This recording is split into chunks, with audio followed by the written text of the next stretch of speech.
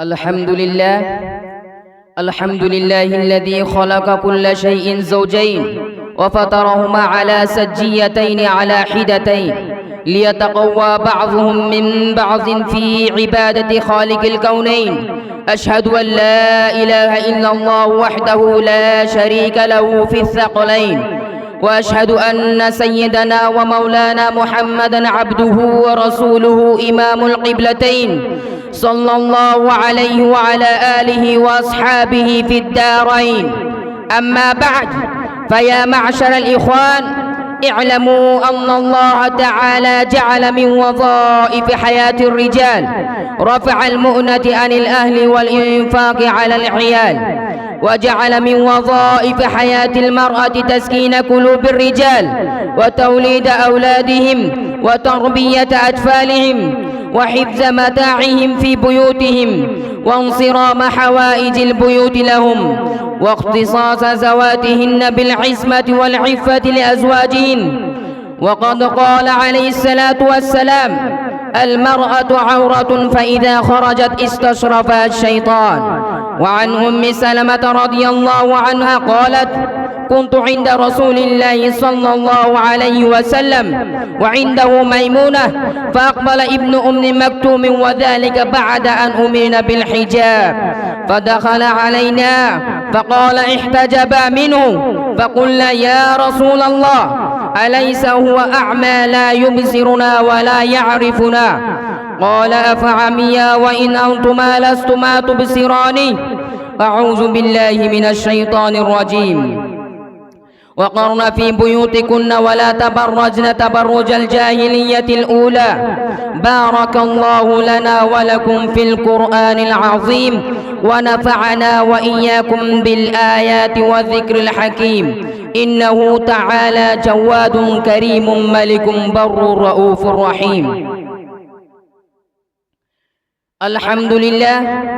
الحمد لله نحمده ونستعينه ونستغفره ونؤمن به ونتوكل عليه، ونعوذ بالله من شرور أنفسنا ومن سيئات أعمالنا. من يهده الله فلا مضل له ومن يضلله فلا هادي له. ونشهد أن لا إله إلا الله وحده لا شريك له، ونشهد أن سيدنا ومولانا محمدًا عبده ورسوله الذي أرسل بالحق بشيرا ونذيرا. إن الله وملائكته يصلون على النبي، يا أيها الذين آمنوا صلوا عليه وسلموا تسليما. اللهم صل وسلم وبارك على سيدنا محمد وعلى آله وأصحابه وأتباعه وأزواجه وذرياته.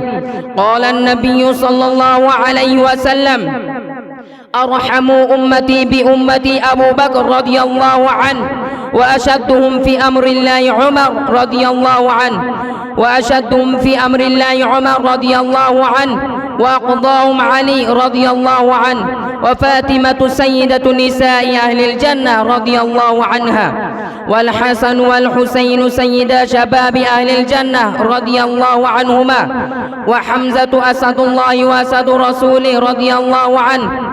اللهم اغفر للعباس وولده مغفرة ظاهرة وباطنة لا تغادر ذنبا. الله في أصحابي لا تتخذوهم غرضا من بعدي، فمن أحبهم فبحبي أحبهم، ومن أبغضهم فببغضي أبغضهم، وخير القرون قرني ثم الذين يلونهم ثم الذين يلونهم. اللهم أعز الإسلام والمسلمين بالإمام العادل ذي القوة القاهرة والسلطة الظاهرة على الكفرة الباقية، واغفر لهم لجميع المؤمنين والمؤمنات والمسلمين والمسلمات الأحياء منهم والأموات برحمتك يا أرحم الراحمين، والحمد لله رب العالمين. أعوذ بالله من الشيطان الرجيم.